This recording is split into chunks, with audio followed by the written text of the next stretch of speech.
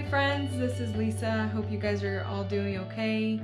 I know there's a lot going on right now with the pandemic and rioting and protesting since George Floyd's death. I'm sure you guys have all heard about that. I know a lot of people are having a hard time right now, and with all of these things going on, it came to my mind that I've been meaning to make a video about how I got through deployment.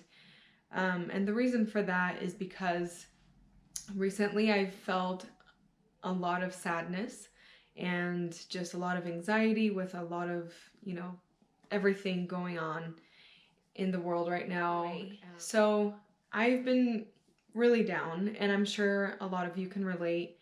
And the first thing that came to mind is that there is a mom of little kids right now whose husband is deployed and she's having a hard time.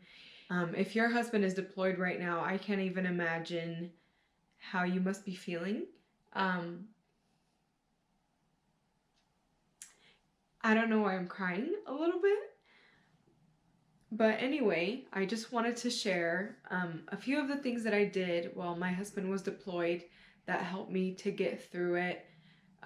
Mostly sane, because I can't guarantee that you're going to be sane. I don't feel like I will ever be the same person I was before he left, but I am mostly normal. So I just wanted to share with you guys some of the things I did, because I had a really hard time, obviously with having two little kids, being pregnant, going through nursing school. I had a lot going on. And obviously there were other things that I haven't mentioned yet on my channel, but I did deal with prenatal anxiety and depression. And then after I had my baby, which was about halfway through the deployment, I dealt with postpartum depression and anxiety. So, and I don't want to get into those right now, but there was just so much more that I was dealing with that I don't know how I made it through.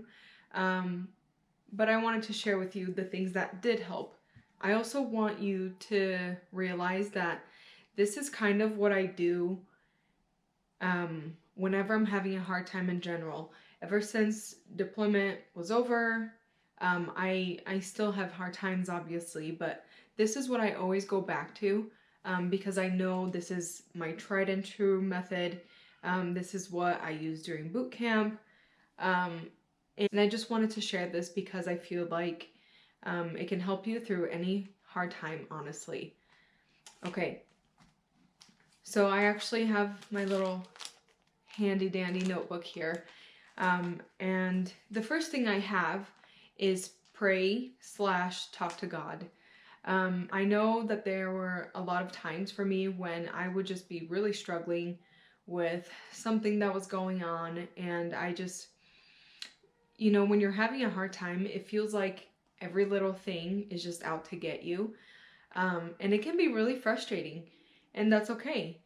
But when I prayed, it was one way for me to share my frustrations and my anxieties and just talk to God and, I don't know, vent. I feel like venting was a really important part of helping me get through deployment, because a lot of times I just felt like, I don't know, why me? And why is this happening? And I just fixed that. Why is it broken again? Because you know what happens. As soon as your husband leaves, everything starts breaking in the house. The kids start acting up, like the dog gets sick, just everything. All of the things are going to happen. And that's fine. But I feel like as I prayed and I talked to God and I let my complaining out to Him, it felt like I wasn't alone.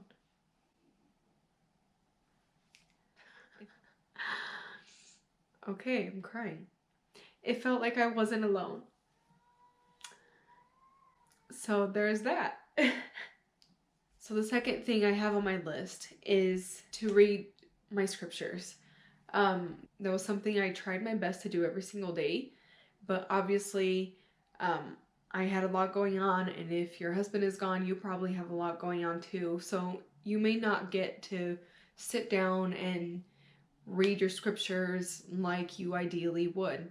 I'm a member of the Church of Jesus Christ of Latter-day Saints, and the church has an app called Gospel Library, and that is the app that I used most of the time on the days that I would remember, on the days that I was having a good day, or the days that I was having a really bad day. If I just wanted like one moment of peace, I would get on there and I would listen to the scriptures, because on the app there's an option to listen to the scriptures, and I feel like that helped me a lot, because even if I just had it playing in the background, somehow it brought me peace. Another thing that goes along with that is that I would ask specific questions when I did pray.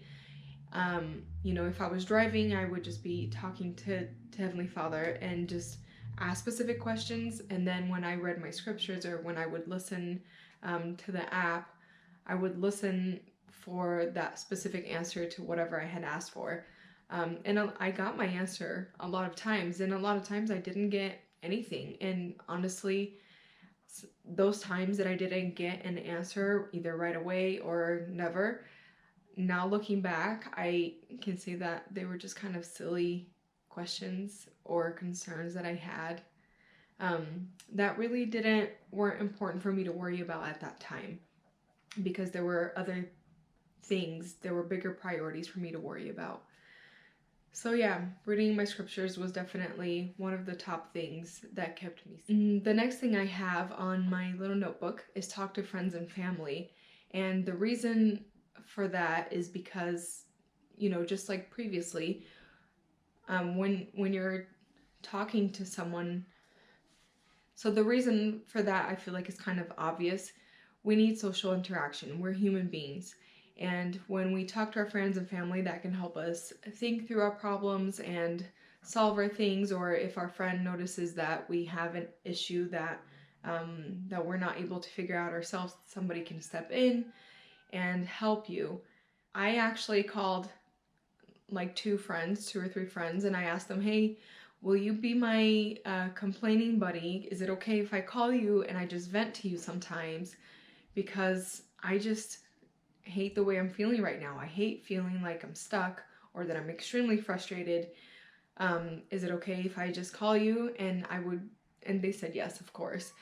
So I would call my friends and be like, listen, this person in my class today, they were just driving me nuts, or you know, somebody said this to me when I was at clinical, or my homework is really overwhelming me. Is there any way you can come and babysit?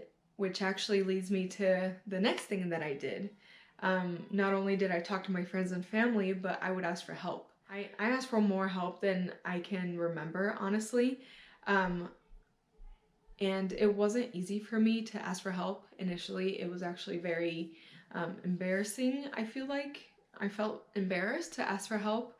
But after talking to a few friends, and they realized that I needed more help than I was asking because I was embarrassed, I realized that, you know, if somebody can help you, they will. And there's really not any reason for me to be ashamed of the fact that I need help.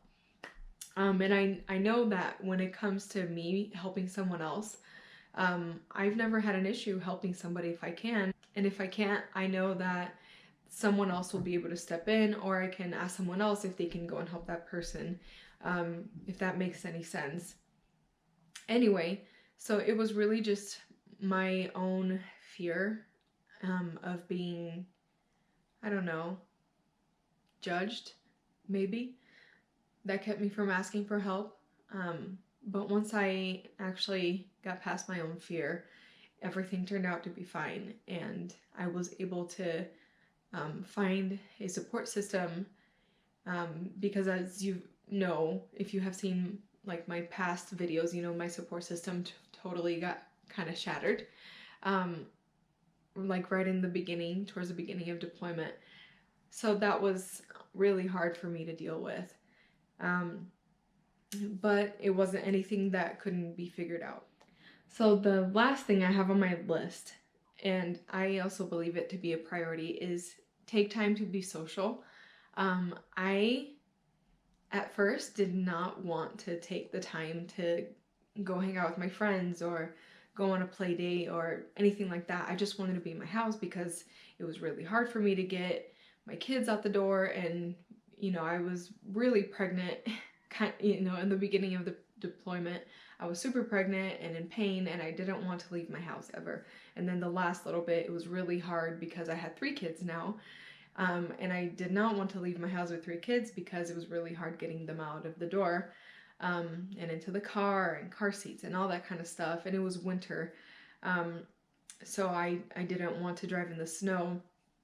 And even though it was kind of a pain, I did have friends that made me leave my house. I had people who would ask me to come over on play dates, and I would. And I feel like even though, at that time I did not want to leave my house, it was super important for me to get out of my house and be social, or even to just call my friend, spend half an hour on the phone after my kids went to bed and talk to a friend, because all of those things really helped. It made me feel like I wasn't alone when I spent time with my friends, and it also made me have a little moment to reset because I was so focused on all of the things that I needed to fix or figure out or whatever it may have been.